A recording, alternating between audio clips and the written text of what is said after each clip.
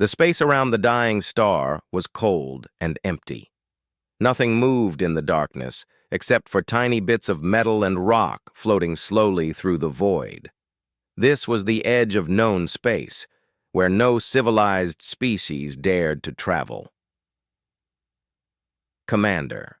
Thexavala stood on the bridge of his scout ship, the Nexus Blade. His 4 eyes scanned the displays showing empty space. The Vorthak Empire had sent him here to look for new worlds to conquer. So far, he had found nothing interesting. "Commander," called sensor analyst Krexthos from his station. The young Vorthak's voice carried excitement. "I am detecting something strange." Thexvala walked over to the sensor station. His long, gray fingers tapped on the control panel. "Show me," he said in his deep voice. The main screen flickered and showed a large shape floating in space. It was huge, easily twice the size of their scout ship. The metal hull was dark and covered in scorch marks. Pieces of it were missing, showing the twisted metal inside. "It appears to be a warship," Krexthos said, "but it does not match any design in our database." Thexvala studied the strange vessel. It was ugly compared to the smooth curves of Vorthak ships.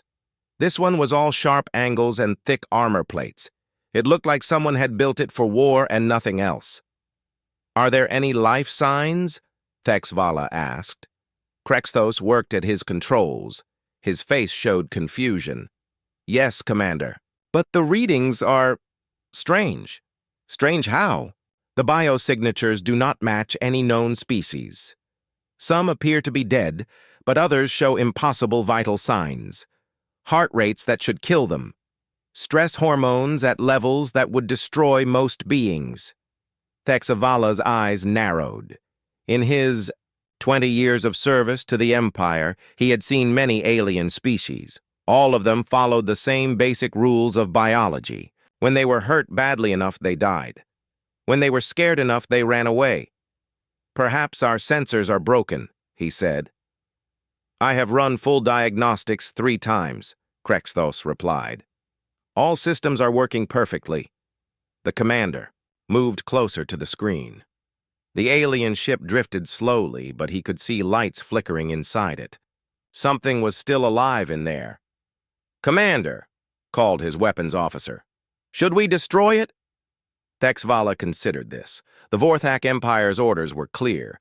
Any unknown species was either to be conquered or destroyed, but this ship looked already destroyed, and the strange readings made him curious. "No," he said finally, "we will board it. I want to see what kind of aliens could survive in that wreck." The bridge crew prepared for boarding action. Thexvala selected his best warriors. These creatures, whatever they were, appeared to be dying. It should be an easy capture. Inside the alien ship, Lieutenant Park Minji struggled to stay awake. The bridge around her was dark except for a few emergency lights. Sparks fell from broken cables above her head. The air tasted of smoke and burned metal. Captain Lee Do-hyun lay unconscious in his command chair. Blood ran down his face from a deep cut on his forehead. The ship's doctor had said he might not wake up. That left Minji in charge of what remained, of the crew. She looked at the tactical display. The Iron Phoenix had been fighting for 3 days straight. They had started with a crew of 800. Now only 200 were still alive. Many of those were badly hurt. "Lieutenant," called Corporal Kim Jinwoo from the communications station. His left arm hung useless at his side, broken in the last battle. But he still worked with his good hand. "I'm picking up an unknown ship on sensors." Minji felt her heart sink. Another enemy ship. She was not sure they could fight anymore. Their weapons were almost out of power. The engines barely worked. Half the crew was dead or dying.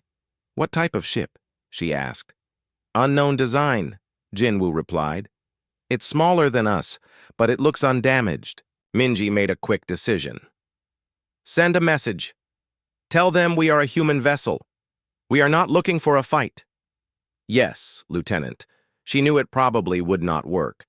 Every alien species they had met so far wanted to kill them. Humans were new to space, and everyone seemed to think that made them weak. On the Vorthak ship, Krexthos received the transmission. He played it for the commander. The voice was strange, speaking in a language their computers did not recognize. But the translation software worked quickly. They call themselves humans, Krexthos reported. They say they do not want to fight. Thexvala laughed. It was a harsh sound. Of course they do not want to fight. Look at their ship. They are barely alive. He activated the ship's communication system. Unknown vessel, this is Commander Thexvala of the Vorthak Empire. You will surrender immediately. Do not attempt to resist. The response came quickly. It was the same strange voice, but now it sounded different. Harder. This is Lieutenant Park. Minji of the Human Defense Force. We will not surrender. Stay away from our ship. Thexvala's 4 eyes widened in surprise. These creatures were refusing to surrender. Their ship was falling apart. Most of their crew was dead according to his sensors. Any sane species would give up. Scan them again, he ordered. Krexthos ran another sensor sweep. The readings are the same, Commander. Many appear to be dead or dying, but those still alive show extreme stress responses. Their biology suggests they should have collapsed from exhaustion days ago. Impossible, Thexvala muttered. All species have limits. He opened the communication channel again. Human vessel, you have no choice. We will board your ship. You cannot stop us. This time, a different voice answered. It was deeper, rougher.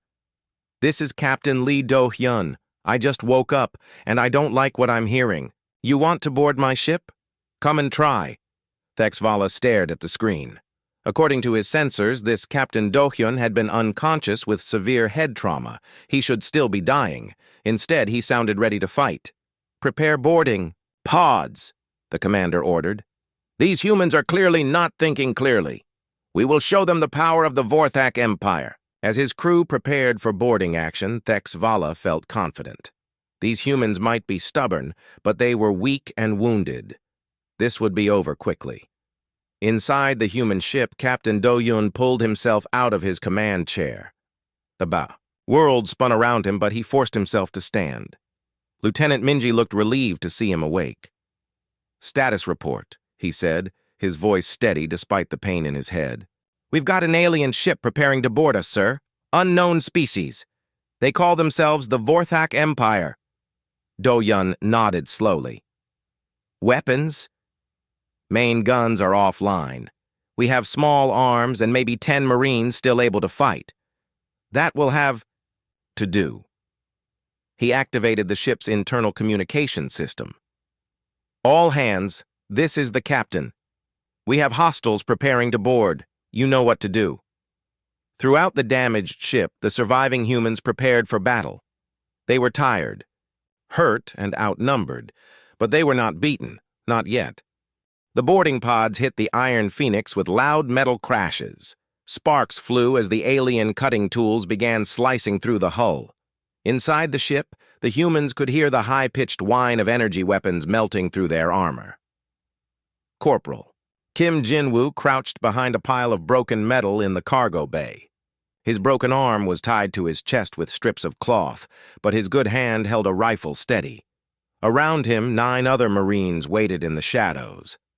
Remember, he whispered to his soldiers, these aliens think we're already beaten. Let's show them how wrong they are. The first hole opened in the wall with a bright flash of light.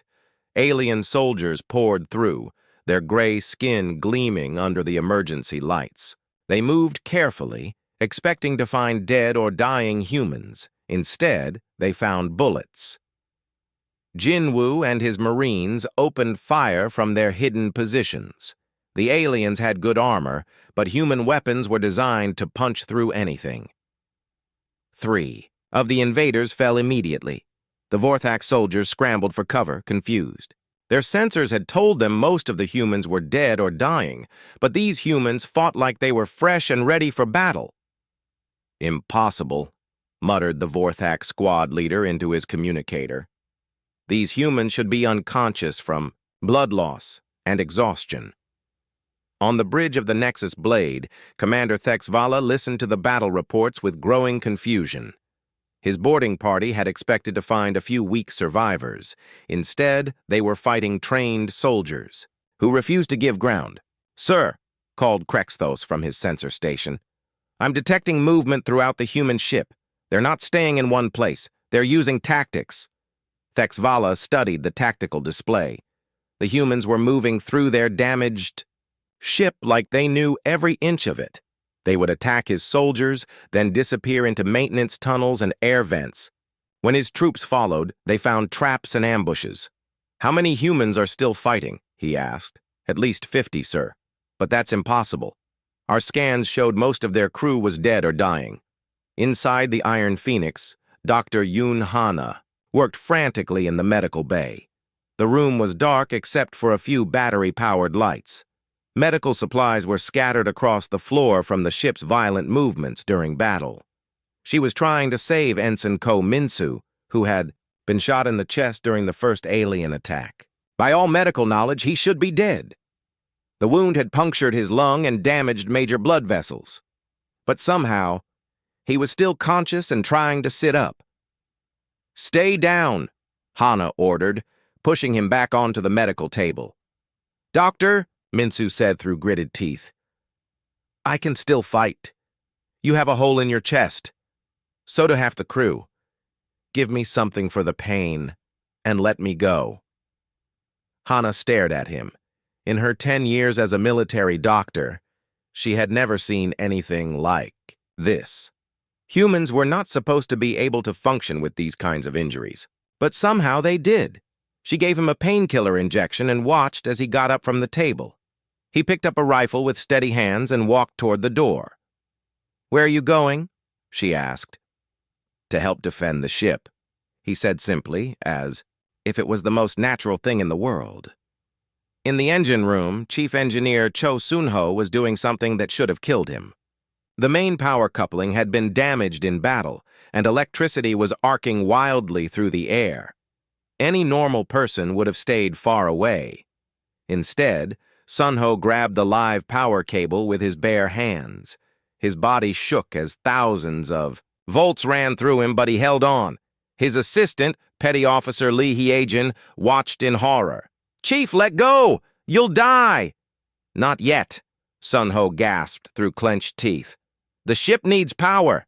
He somehow managed to connect the cable to its proper housing. The lights throughout the ship flickered and came back on. The ventilation system started working again. Sunho collapsed to the deck, his hands burned and smoking, but he was still alive.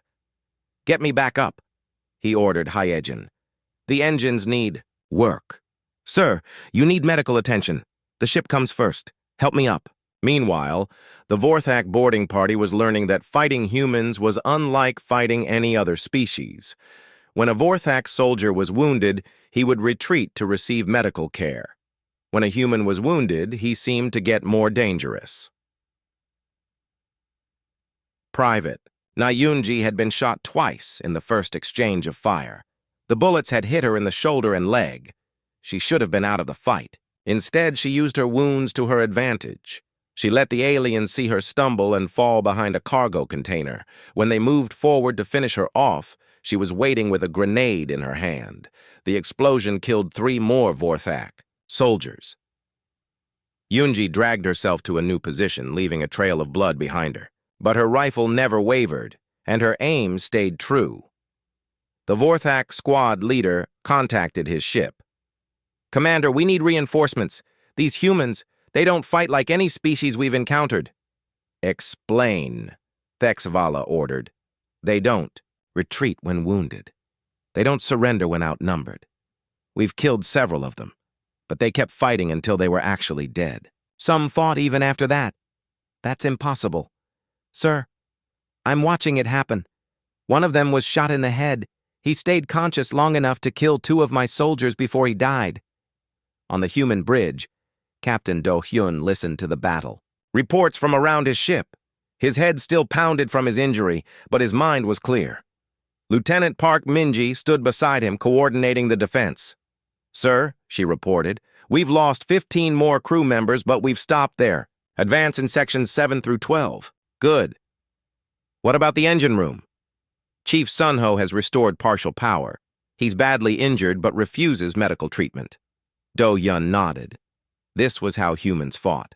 They didn't calculate odds or worry about casualties. They simply did what needed to be done. "Lieutenant," he said to Minji, "prepare the self-destruct system." She looked at him with surprise. "Sir, if we can't win, we'll make sure they don't either. No alien ship leaves here with information about human capabilities." Minji activated the self-destruct sequence without hesitation. The computer began its countdown from 10 minutes. If they couldn't defeat the boarders in that time, both ships would be destroyed. On the Vorthak ship, sensor analyst Krexthos detected the energy buildup in the human ship's reactor. "Commander, they're overloading their power core." "What? Why? Would they destroy their own ship?" "I don't know, sir. But if that reactor explodes, it will take us with them." Thexvala stared at the tactical display in disbelief. These humans were willing to kill themselves rather than be captured. What kind of species did that? In all his years of conquest, he had never encountered anything like this. "Order our boarding party to retreat," he commanded. "Sir?" "You heard me. Get our people out of there. These humans are insane." But as the Vorthak soldiers tried to retreat, they found the humans following them. The humans didn't just want to survive. They wanted to make sure the aliens paid a price for boarding their ship. Corporal Jinwoo, despite his broken arm, led a charge against the retreating Vorthak forces. "No free rides," he shouted. "You came to our ship, now you pay the price." The aliens ran for their boarding pods, but the humans harassed them every step of the way. By the time the last Vorthak soldier made it back to his ship, half the boarding party was dead or wounded. As the alien boarding pods detached from the Iron Phoenix, Captain Do-Yun canceled the self-destruct sequence, but he kept his finger on the activation button. "This is Captain Lee Do-Hyun," he broadcast to the alien ship. "You wanted to see what humans are made of. Now you know. Leave our space, or we'll show you more." On the Vorthak bridge, Commander Thexvala stared at the human ship in confusion and growing fear. His boarding party had been defeated by creatures who should have been dead. These humans fought with a fury and determination he had never seen before. "Sir?" asked Krexthos quietly. "What are your orders?" Thexvala looked at the tactical display. His ship was faster and better armed than the human vessel. He could probably destroy it in a straight fight. But something told him that, even in dying, these humans would find a way to hurt him. "Send a message to Fleet Command," he ordered. "Tell them we've found something new, something dangerous." As the two ships faced each other in the cold darkness of space, both sides tried to understand what they had just experienced. The humans had defended their ship against impossible odds. The aliens had discovered that not all species followed the same rules of war. Neither side knew it yet, but this first contact would change everything. 3 hours later, the massive Vorthak battlecruiser Sovereign's Will arrived at the coordinates. Fleet Admiral Vexandra had ruled the outer territories for over 200 years. She had conquered 47 different species and destroyed countless rebel fleets. Nothing in the galaxy surprised her anymore. Until now. "Show me the recordings," she commanded from her throne-like command chair. The main screen displayed the footage from Commander Thexvala's boarding action. Vexandra watched in silence as human soldiers continued fighting with wounds that should have killed them instantly. She saw Private Nayunji use a grenade while bleeding from multiple gunshot wounds. She watched Chief Engineer Cho Sunho grab live electrical cables with his bare hands. "Computer," she said, in her deep, authoritative voice, "analyze the biological readings from these humans." The ship's artificial intelligence processed the data for several seconds. "Analysis complete, Admiral. The readings are inconsistent with known biological parameters." "Explain." These creatures show stress hormone levels that should cause immediate cardiac arrest. Their pain tolerance exceeds measurement scales. Most concerning, they appear to become more effective in combat as their physical condition deteriorates. Vexandra's 4 eyes narrowed. That's impossible. All species become weaker when injured. The evidence suggests otherwise, Admiral. These humans seem to operate under different biological rules. On her personal communicator, she contacted the Empire's chief xenobiologist, Hevyanos. His image appeared on her screen, showing his pale, scholarly features. "Admiral," Hevyanos said with excitement, "I have been studying the data from the human encounter. These creatures are fascinating." "Fascinating and dangerous," Vexandra replied. "Can you explain their behavior?" "I believe we are looking at a species that evolved under extreme conditions. Most life forms develop survival mechanisms based on individual preservation. These humans appear to have evolved group survival instincts that override individual safety." The Admiral studied the tactical reports again. "The boarding party reports that humans were fighting with fatal wounds. How is that possible? Their brain chemistry is unlike anything we've seen. When injured or threatened, they release chemicals that block pain and increase physical performance. In most species, this response lasts for minutes. In humans, it can last for hours or even days. But they still die eventually, correct?" Hevyanos hesitated. "Yes, but they seem to choose when and how they die. During the boarding action, several humans could have survived by retreating to medical stations. Instead, they chose to continue fighting until they died from their wounds." Vexandra found this concept difficult to understand. Why would they choose death over survival? Their communications suggest they value something called mission success over individual life. They appear to be willing to sacrifice themselves to ensure their group survives or completes its objectives. While the Vorthak studied their recordings, Captain Lee Do-hyun was dealing with his own problems aboard the Iron Phoenix. The ship's condition was worse than ever. The boarding action had damaged several critical systems, and they were still far from any human base. Dr. Yoon Hana approached him on the bridge. "Captain, I need to speak with you privately." They moved to his ready room, a small office behind the bridge. Hana looked exhausted. She had been treating wounded crew members for nearly 4 days without rest. "Sir," she said quietly, "we're losing people, not just from combat wounds, but from exhaustion and stress. The crew has been fighting for too long without proper rest or food." Do-hyun nodded. He could see it in their faces. His people were at the end of their endurance. But they were still at their posts, still ready to fight. "How long can we keep going?" he asked. "Honestly, most of the crew should have collapsed yesterday. By all medical knowledge, they should be unconscious or dead. But somehow, they're still functioning." "What's keeping them going?" Hana thought for a moment. "I think it's you, sir, and Lieutenant Minji, and Corporal Jinwoo, and all the others who keep fighting. No one wants to be the first to give up while their shipmates are still standing." This was something the Vorthak could not understand. Human strength came not from individual power, but from their connections to each other. A human might die for himself, but he would fight forever for his friends. Meanwhile, aboard the Sovereign's Will, Commander Thexvala was briefing his admiral on the tactical situation. "The human ship is heavily damaged," he reported. "Our sensors show multiple hull breaches, power fluctuations, and what appears to be significant crew casualties." Yet they refuse to surrender? They have made no attempt to negotiate or request assistance. When I demanded their surrender, their captain told me to come and try to take his ship. Vexandra studied the tactical display. The human vessel was much smaller than her battlecruiser.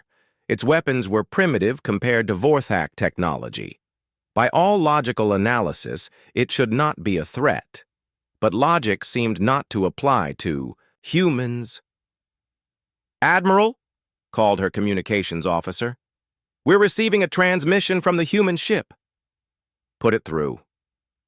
Captain Do-yun's image appeared on the main screen. He looked tired and injured, with dried blood on his forehead and uniform. But his eyes were steady and his voice was strong. "This is Captain Lee Do-yun of the Human Defense Force ship Iron Phoenix. I'm transmitting the location of your fleet to Human Command. They now know where you are and what you're capable of." Vexandra felt a chill run through her body. "You're bluffing. Your communication systems are too damaged to reach your home base." Do-hyun smiled, and there was something terrifying about it. 3 hours ago, we launched a communication probe. It's already jumped to hyperspace. Even if you destroy us now, the message is already on its way to Earth. The Admiral quickly checked her sensor readings. There had indeed been a small object launched from the human ship during the confusion of the boarding action. Her crew had assumed it was debris. "You sacrificed your only chance of calling for rescue just to warn your people about us?" "That's what humans do," Do-yun replied simply. "We put the mission first, the crew second, and ourselves last." The transmission ended, leaving the Vorthak bridge in stunned silence.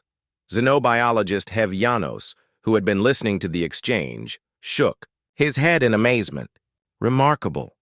They're not just willing to die for their group. They're willing to die for people they've never met, on a planet they might never see again. "Are all humans like this?" Vexandra asked.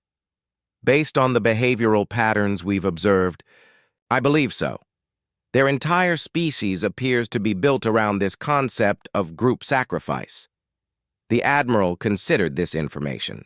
She had conquered many worlds, but always by breaking the enemy's will to fight. When casualties reached 30%, most species would surrender. Some fought until 50% losses. A few rare warrior cultures might continue until 70% casualties, but these humans seemed prepared to fight to 100% casualties. They would rather die than give up. "What happens," she asked slowly, "when we encounter more of them?" "If this ship is representative of their species," Hevyanos replied, "then we may have found the first race that cannot be conquered by conventional means." Back on the Iron Phoenix, Lieutenant Park Minji was coordinating damage control efforts. The ship was barely holding together, but the crew continued their work with quiet determination. Private Na Yunji, despite her wounds, was helping repair a damaged power coupling. Ensign Ko Minsu, with a bandaged chest wound, was standing watch at a sensor station. Chief Engineer Cho Sunho, his hands wrapped in medical tape, was somehow keeping the engines running. None of them complained. None of them asked to be relieved. They simply did their jobs because that's what humans did. "Lieutenant," called Corporal Jinwoo from the tactical station. His broken arm was in a proper sling now, but he was still at his post. "The alien ship is moving." Minji looked at the display. The massive Vorthak battlecruiser was turning away from them, its engines powering up. "Are they leaving?" she asked. "Looks like it, ma'am." Captain Do-hyun emerged from his ready room. "Maybe they've decided we're not worth the trouble." But Lieutenant, Minji wasn't so sure. She had seen something in the alien commander's eyes during their last communication. It wasn't fear exactly, but it was close. It was the look of someone who had encountered something they didn't understand, something that frightened them. As the Vorthak fleet moved away into the darkness of space, both sides knew this was only the beginning. The humans had sent their warning to Earth. The aliens had learned that humanity was unlike any species they had ever encountered. The next meeting between their peoples would be very different from this one. Fleet Admiral Vexandra had made a mistake. Instead of retreating to report to High Command, she decided to destroy the human ship before it could cause more problems. She could not allow news of this encounter to spread through the Empire. It would show weakness. "All ships, battle formation," she commanded. "We will end this quickly." The Sovereign's will was joined by 4 escort cruisers and 6 destroyer-class vessels. Against this massive fleet, the damaged Iron Phoenix looked like a small metal toy. On the human ship, alarms began sounding throughout the corridors. Captain Do-yun took his position on the bridge as his officers reported the enemy's approach. 11 ships total, announced Lieutenant Park Minji. The big one outweighs us 10-1. Weapon status? Do-yun asked. Main guns are still offline. We have 2 working missile tubes and our point defense systems. That's all. How many missiles do we have left? 16, sir. Do-yun looked around his bridge. The crew was exhausted, wounded, and outnumbered. Their ship was falling apart. By any reasonable calculation, they should surrender immediately, but humans were not reasonable. All hands, this is the captain, he announced over the ship's communication system. Enemy fleet approaching. We're going to show them what the Iron Phoenix can do. All departments, prepare for battle. Throughout the ship, the surviving crew members took their positions. In the engine room, Chief Engineer Cho Sun-ho worked frantically to squeeze more power from the damaged reactors. His burned hands could barely hold his tools, but he never stopped working. Chief, called his assistant, Petty Officer Lee Hee-jin, the containment field is unstable. If we push the reactor any harder, it might explode. Then we better make this fight count, Sun-ho replied. Give me everything we've got. In the medical bay, Dr. Yoon Hana was preparing for the worst. She had no more surgical supplies and only basic painkillers left, but wounded crew members kept volunteering to return to duty. Doctor, said Ensign Ko Min-soo, still bandaged from. His chest wound. I'm ready to go back to my station. You need rest. That wound isn't fully healed. None of us are fully healed, ma'am. But the ship needs every person who can still fight. Hana looked around her medical bay. Half the beds were empty because their patients had returned to duty despite serious injuries. The other half held crew members who were too badly hurt to move, but who were still asking how they could help. Go, she told Min-soo. But if you start bleeding again, come back immediately. Yes, ma'am. On the bridge, Commander Oh Tae-hyun was preparing the ship's small fighter squadron for launch. The Iron Phoenix carried only 4 fighters, and 2 of them were damaged. But Tae-hyun was determined to use them. Sir, he reported to Captain Do-hyun, I can get 2 fighters operational. Not much against that fleet, but we can maybe distract them. Do it, Do-hyun ordered. Every second counts. As the Vorthak fleet approached, their battle computers analyzed the human ship's capabilities. The artificial intelligence systems calculated probability of victory at 99.7%. The human vessel was too damaged to pose a significant threat. But Admiral Vexandra remembered the boarding action. These humans didn't follow normal rules of warfare. All ships maintain maximum distance, she ordered. Use long-range weapons only. Do not close to boarding range.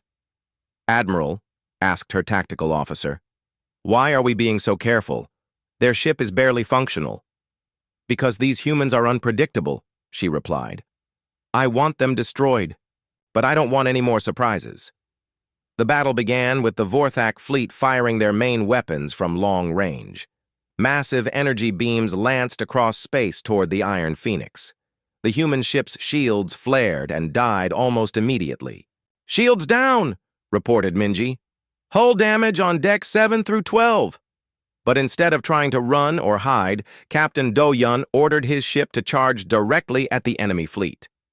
The Iron Phoenix accelerated toward the Vorthak formation, at maximum speed. Sir, called the helmsman, at this course and speed we'll ram the lead ship in 4 minutes. Good, Do-yun replied calmly. On the Vorthak flagship, alarms began sounding. Admiral, the human ship is on a collision course. Vexandra stared at the tactical display in disbelief.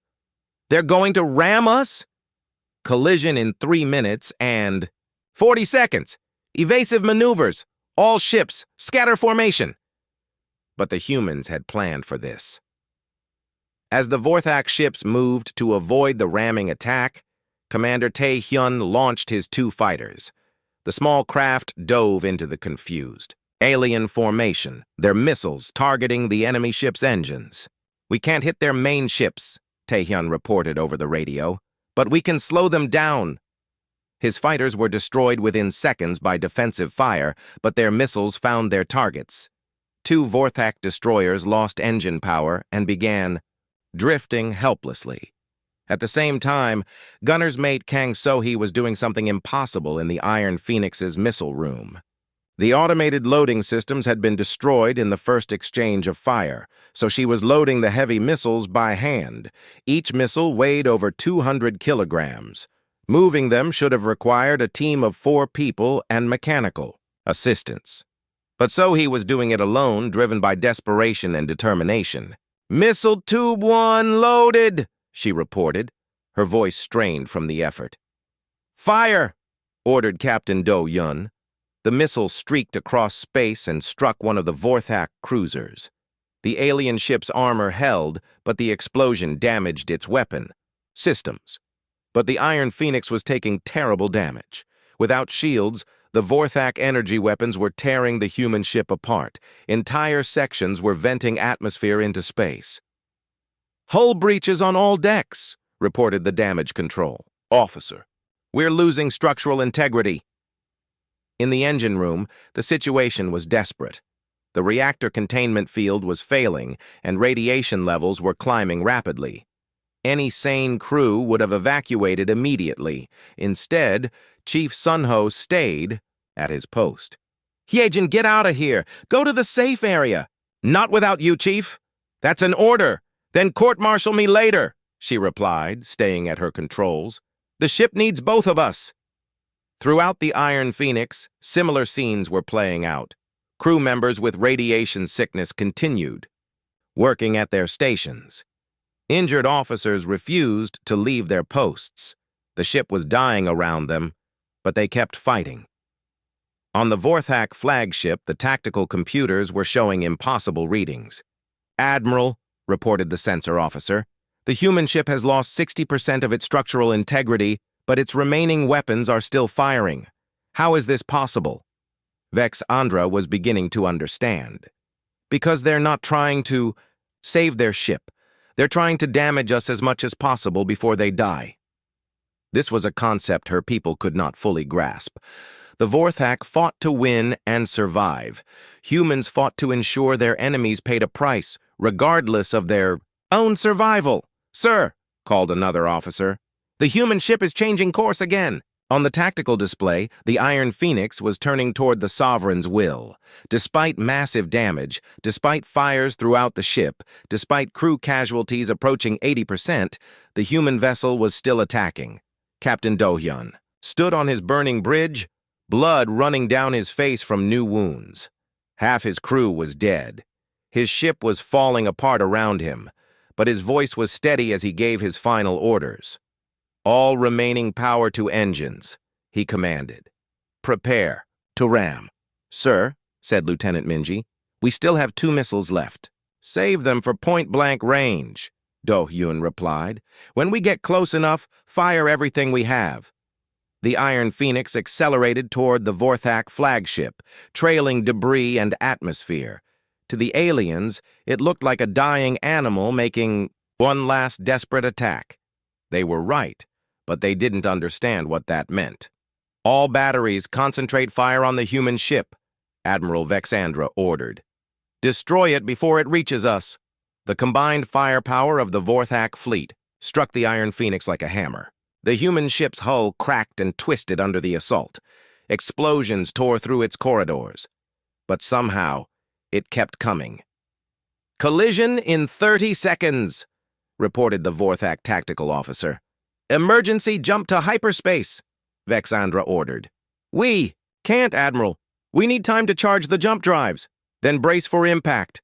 In the final seconds before collision, Captain Do-hyun activated his ship's self-destruct system. But this time, he wasn't bluffing. The Iron Phoenix's reactor overloaded, just as it struck the Sovereign's will. The explosion lit up space like a small sun. When the light faded, both ships were gone.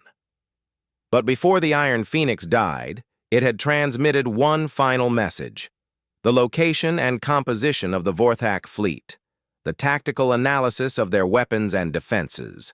Everything human command would need to know. The remaining Vorthak ships limped away from the battle, their formation shattered and their confidence broken. They had won, technically. The human ship was destroyed, and most of its crew was dead. But they had learned something terrifying.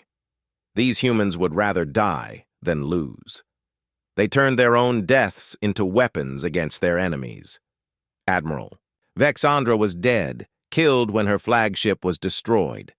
The surviving Vorthak officers had to report to High Command that a single damaged human ship had crippled their entire patrol fleet. The message would spread throughout the Vorthak Empire. Humans were not like other species. 6 months after the destruction of the Iron Phoenix, Admiral Lim Jamin stood on the bridge of the human battleship Indomitable. Around him, a fleet of 27 human warships held position near the edge of the solar system. They were waiting.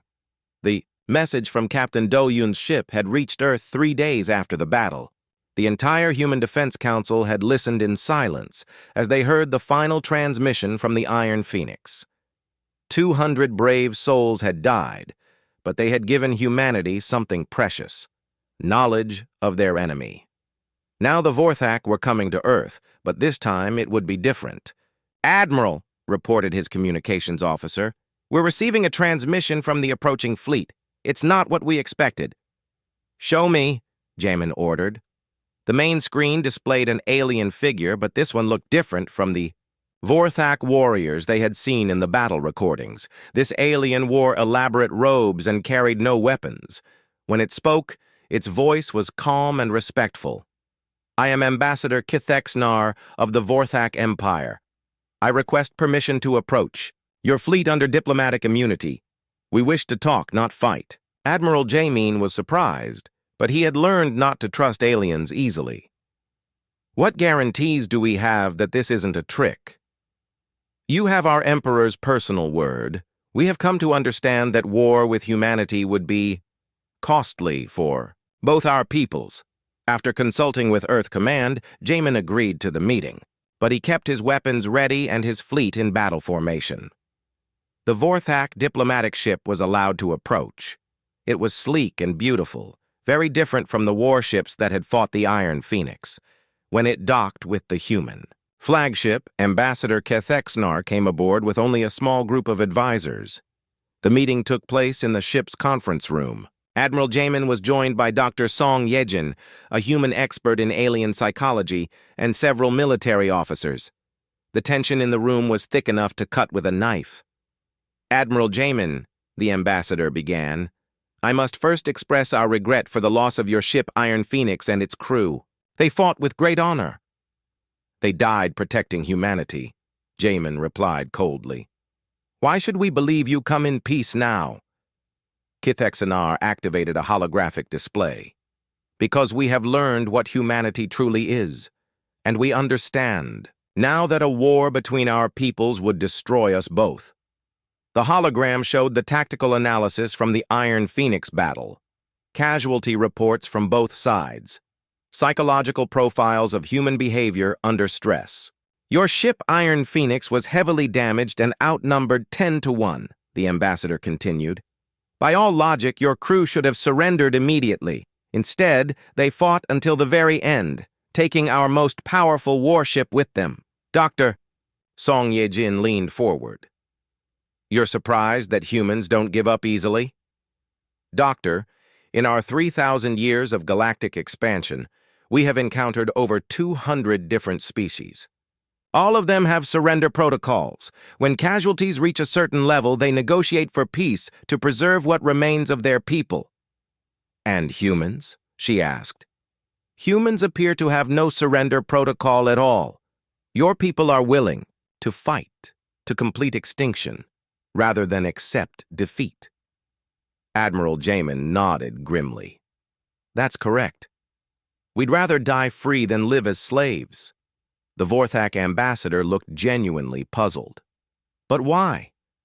"Individual survival is the strongest instinct in all known life forms." Dr. Song stood up and walked to the window, looking out at the stars. "Ambassador, let me ask you something. If your homeworld was threatened, would you die to protect it?" "Of course. It is my home. What about a world you had never seen, full of people you had never met? Kithexnar hesitated. I don't understand the question. The crew of the Iron Phoenix died to protect Earth. Most of them had never even been to Earth. They were born on colony worlds, space stations, other planets. But they died for people they would never meet, children they would never see, though. Ambassador's four eyes widened. This is impossible. No species sacrifices itself for strangers. Humans do, Song replied simply. We call it duty, honor, love for our fellow humans. It's what makes us who we are. Another Vorthak advisor, a scientist named Hevyanos, spoke up. We have analyzed the recordings from the Iron Phoenix battle. Your wounded continued fighting until they died. Your engineers worked with fatal radiation poisoning. Your soldiers attacked superior forces without hope of victory.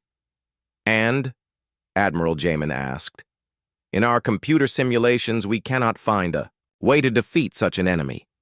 Every scenario ends the same way.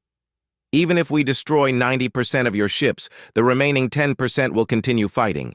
Even if we occupy 90% of your worlds, the remaining colonies will keep resisting. Dr. Song smiled sadly. You're beginning to understand. Ambassador Kithexnar activated another hologram. This one showed star charts of both human and Vorthak territory. Our empire controls 400 star systems. We have a fleet of over 10,000 warships. Our population is 50 billion beings. Impressive, Jamin said without emotion. Humanity controls 37 star systems. Your fleet has perhaps 300 ships. Your population is only 8 billion. So you outnumber us significantly. Yes, but our military analysts have reached a disturbing conclusion. In a full-scale war, humanity would lose, but the Vorthak Empire would be so damaged that we would fall to our other enemies. The room was quiet for a moment as the implications sank in. You see, the ambassador continued, we have other enemies. The Hegemony Alliance, the Crystal Confederation, the Machine Intelligence. They are all watching to see what happens between us and humanity. Let me guess, said Dr. Song. If you spend your fleet fighting humans who never surrender, you'll be too weak to defend against your other enemies. Exactly. Even in victory, we would lose everything. Admiral Jamin looked at his staff, then back at the Vorthak delegation. So, what are you proposing? An alliance, Kithexnar said simply. The Vorthak Empire has advanced technology and large fleets. Humanity has something we have never seen before. Warriors who cannot be broken. You want to use us as soldiers. In your wars? No, Admiral. We want to learn from you.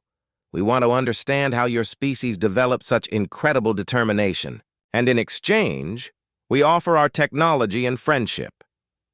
Dr. Song was intrigued, despite herself. What would you want to learn? The scientist Hevyanos answered. Everything.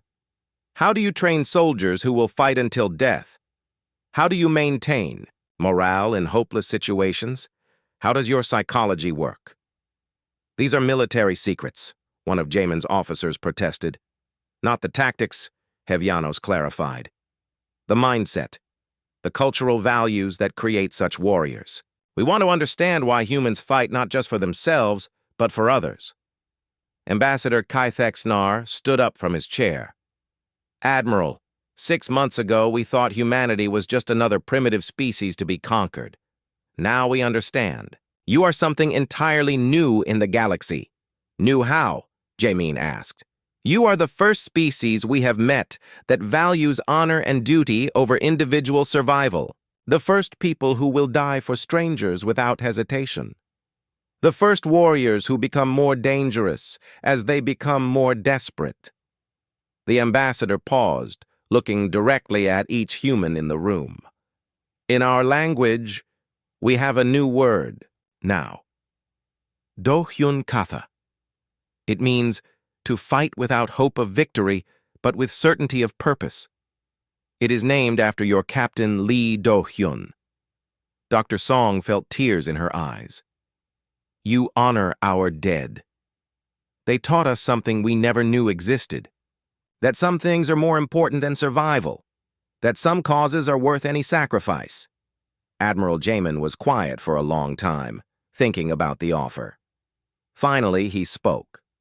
I'll have to discuss this with Earth Command, but I have one condition. Name it. We want to build a memorial for the crew of the Iron Phoenix, here, where they fought and died, and we want both human and Vorthak representatives present at the dedication. Keithexnar bowed his head respectfully. It would be our honor to attend. 3 months later, the memorial was completed.